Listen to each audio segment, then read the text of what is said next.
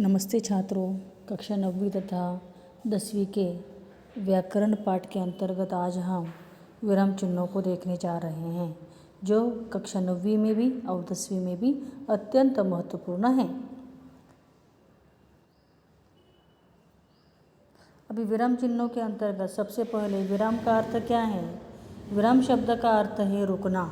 जब हम अपने भावों को भाषा के द्वारा व्यक्त करते हैं, तब एक भाव की अभिव्यक्ति के बाद कुछ देर रुकते हैं, वह रुकना ही विराम कहलाता है।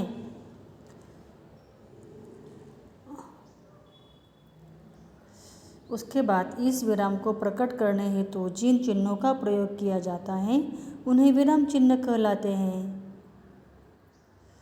फिर पहला है अल्प विराम। अल्प विराम किसे कहते हैं? देखिए, यहाँ पर कोष्ठक में जो अल्प विराम दिया है ना, उसे अल्प विराम को वह अल्प विराम का चिन्ह है। अब यह अल्प विराम कब लगाया जाता है? पढ़ते अथवा बोलते समय बहुत थोड़ा रुकने के लिए अल्प विराम चिन्ह का प्रयोग किया जाता है। जैसे सीता, गीता और लक्ष्मी। सीता के बाद थोड़ा रुकना है, इसलिए अल्प विराम दिया गया है। गीता और लक्ष्मी के बाद पूर्ण विराम है। यह सुंदर स्थल अल्प विराम जो आप देख रहे हैं बापू की समाधि है। हानि लाभ जीवन मरण। हानि लाभ के बाद अल्प विराम है, यह इसे कहा जाता है अल्प विराम। ठीक है।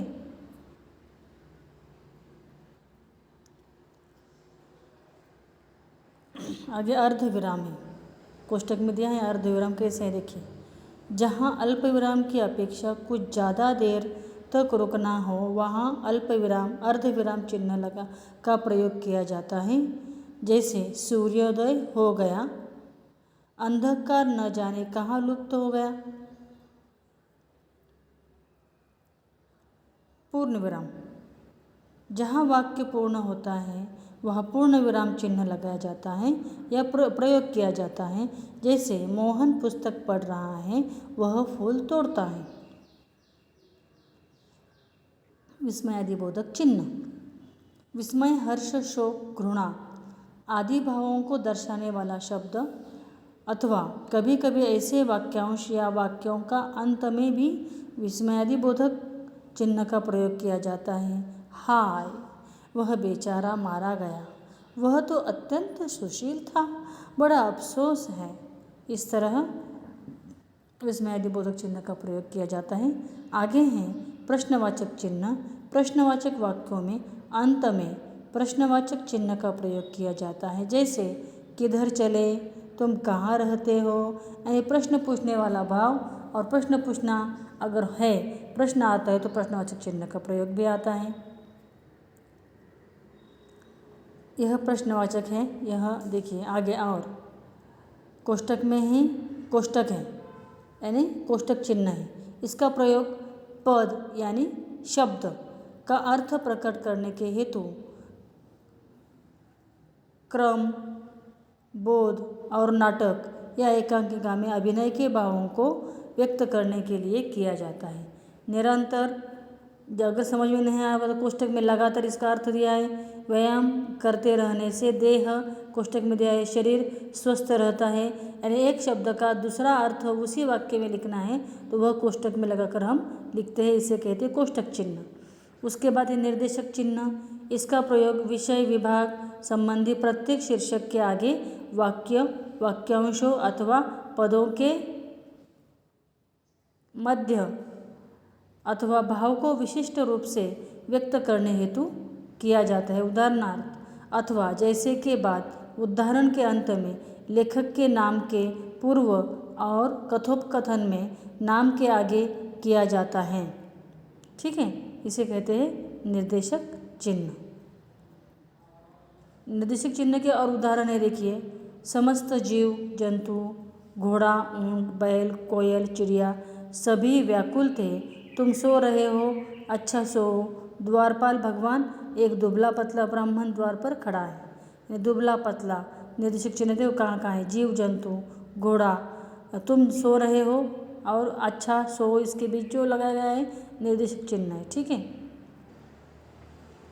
उसके बाद है उदाहरण चिन्ह। उदाहरण चिन्ह यानी दोहरा उदाहरण चिन्ह होता है और इकहरा होता है। यहाँ पर दोहरा क्या देखेंगे हम, दोहरा उदाहरण चिन्ह कैसे है, जब किसी अन्य की उक्ति को बिना किसी परिवर्तन के ज्यों के त्यों रखा जाता है तब वहाँ पर इस चिन्ह का प्रयोग किया जाता है। इसके पूर्व अल्प विराम चिन्ह लगता है। नेताजी ने कहा था, अल्प विराम चिन्ह, तुम हमें खून दो मैं तुम्हें आज़ादी दूंगा। रामचरितमानस तुलसी का अमर काव्य ग्रंथ है, हम तुम्हें आज़ादी देंगे, इस तरह के इसमें बदलाव लाया गया है। ठीक है, यानी इस तरह उद्धरण चिन्ह है। उसके बाद उद्धरण चिन्ह का यही डबल आ गया। उसके बाद है आदेश चिन्ह। किसी विषय को क्रम से लिखना हो तो विषय क्रम व्यक्त करने से पूर्व इसका प्रयोग किया जाता है। जैसे सर्वनाम के प्रमुख 5 भेद है, पुरुषवाचक, निश्चयवाचक, अनिश्चयवाचक, संबंधवाचक, प्रश्नवाचक। इस तरह यहाँ पर प्रमुख भेद है। देखिए यहाँ पर यह जो चिन्ह लगाया गया है ना, यह चिन्ह है आदेश चिन्ह। ठीक है, आगे 9 क्रमांक वाला हुआ। 10 क्रमांक में है, क्या है, योजक चिन्ह। समस्त किए हुए शब्दों में जिस चिन्ह का प्रयोग किया जाता है वह योजक चिन्ह कहलाता है। जैसे कि माता पिता, दाल भात, सुख दुख, पाप पुण्य, इस तरह। यह हुआ 10 नंबर वाला। उसके बाद 11 नंबर पर आ जाइए, लाघव चिन्ह। लाघव चिन्ह देखिए कैसे कि हमें किसी शब्द को पूरे तरह से नहीं लिखना है तो वहाँ पर लाघव चिन्ह का प्रयोग है। किसी बड़े शब्द को संक्षेप में लिखने के लिए शब्द का प्रथम अक्षर लिखकर उसके आगे शून्य लगा देते हैं।